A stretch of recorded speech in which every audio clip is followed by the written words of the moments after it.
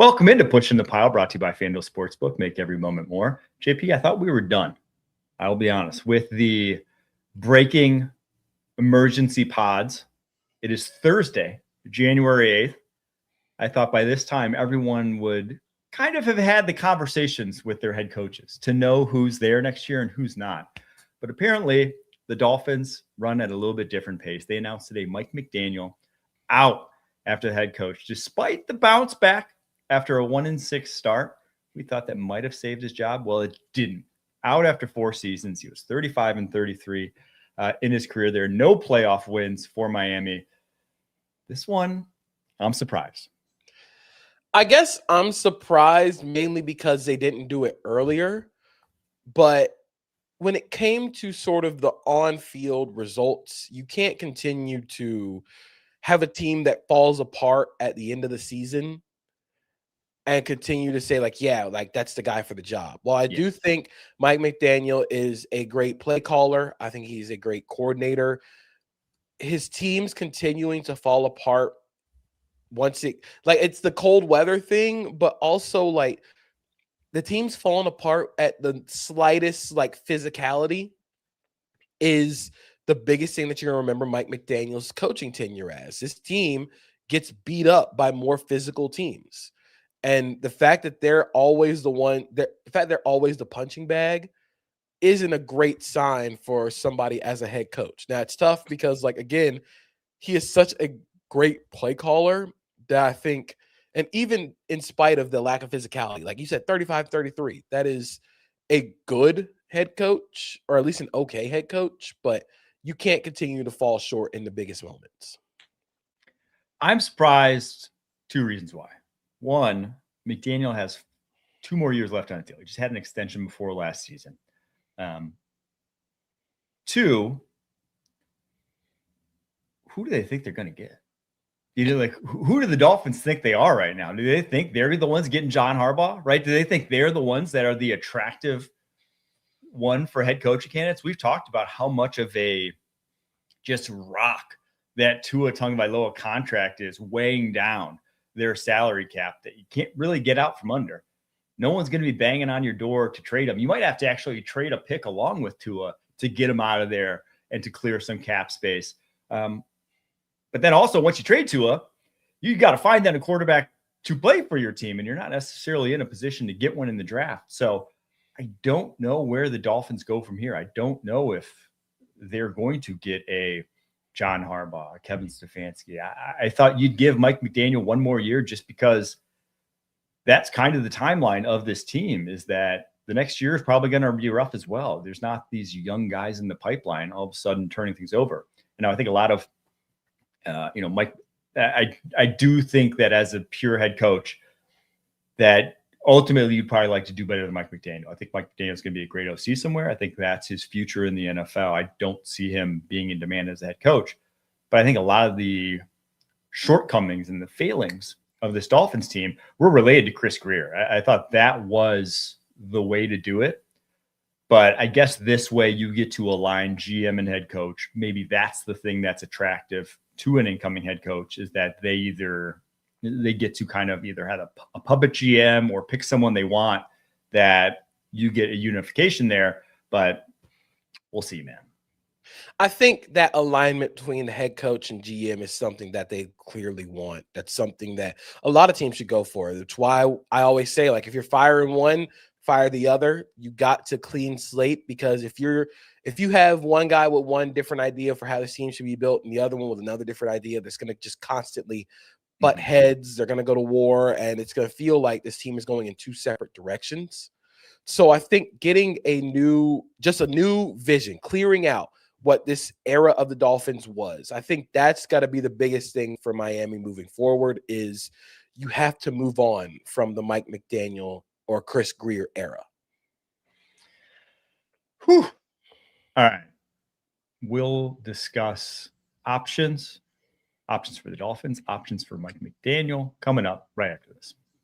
You can't count on accurate expiration dates. No, that is a rookie mistake. Or the kindness of strangers. But thanks to CBS Sports, you can always count on Sundays with the NFL on CBS and Paramount+. All right, what is best case scenario here for the Miami Dolphins? Realistically, who do we think they can get? I think it's John Harbaugh.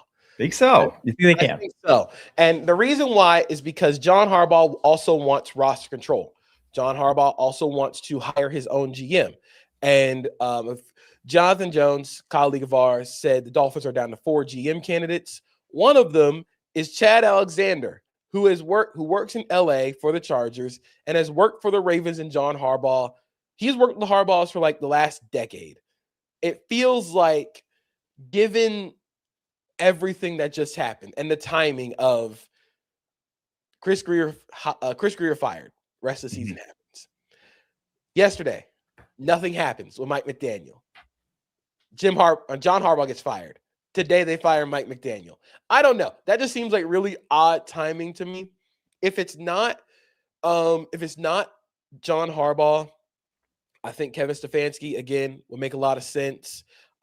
Chris Shula is obviously going to be a very hot name for that job, given the legacy and given the fact that he's a really good defensive coordinator. Mm-hmm. So those are sort of the 3 candidates I think will get this job. But if it's not John Harbaugh, then it sort of feels like, what are we doing here? Yeah, I agree. Whoever it is going to have an uphill climb regardless to get this roster into shape quickly. And I specifically worry about this offensive line because I think what McDaniels did to get around the fact that they have big issues at guard, smaller issues at tackle, but I don't think it's a good offensive line. We'll see whoever takes the power there. But now Mike McDaniel is interesting because I think we're all in agreement that as a pure offensive play caller, as a pure offensive mind, that he is somewhere top 10-ish in the league. Like he is creative. He's on the bleeding edge of what's trending around the league.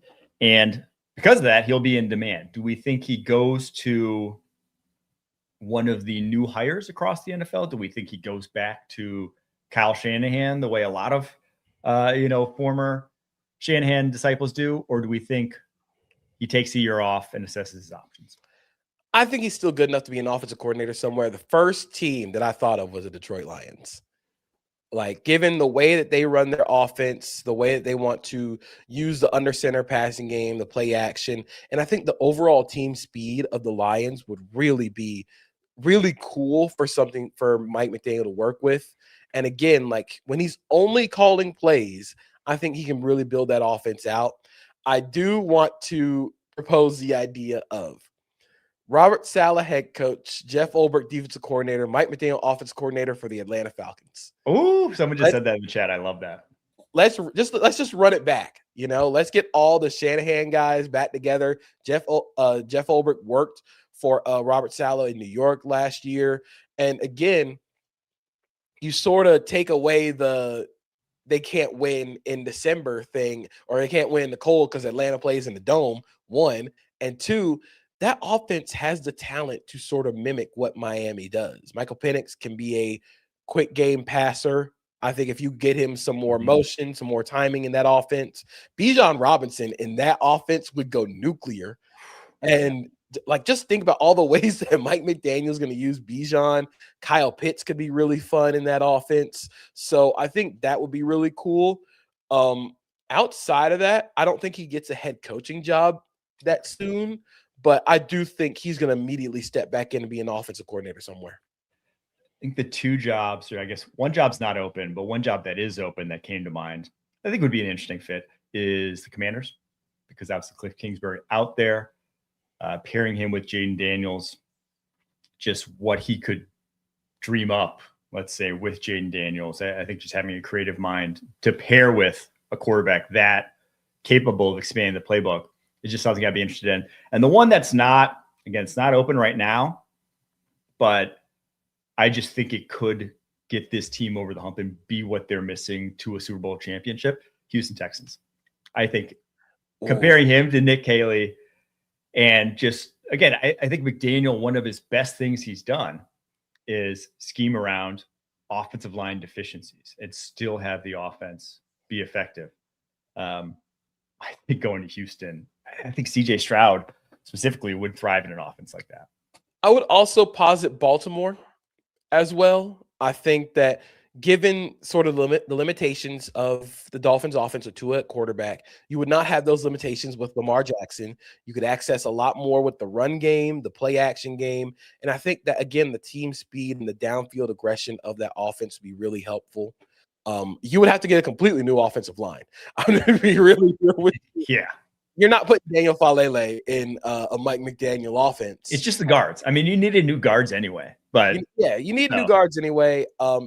I do sort of like Baltimore. If he's an offensive coordinator, maybe you can get like a Brian Flores, Mike McDaniel thing going. That'd be kind of fun. Make Dolphins fans cry. We're just gonna get the entire like cast off Dolphins and see if they can go win a Super Bowl. It's funny. Someone in the chat said, "Where does Kenny and Sadiq go now?" That was the very first thing I said to producer Stryker. I was like, "Guess I can't mock Kenny and Sadiq to the Dolphins anymore. Guess that's not happening." We'll see. He'll go to wherever Mike McDaniels goes because because that's the fit. That's the fit. He's born to play Mike McDaniel's offense. All right. Very interested to see how this Dolphin shakes out. Very interested to see how 8 head coaching openings now. 8. Are there 8 great head coaches available out there? We'll see. We'll see how they end up shaking out, but that's a quarter of the NFL to deal with. We'll be breaking down if we get a 9th. We'll be doing it live again. Thanks so much for tuning in. Until next time, keep pushing.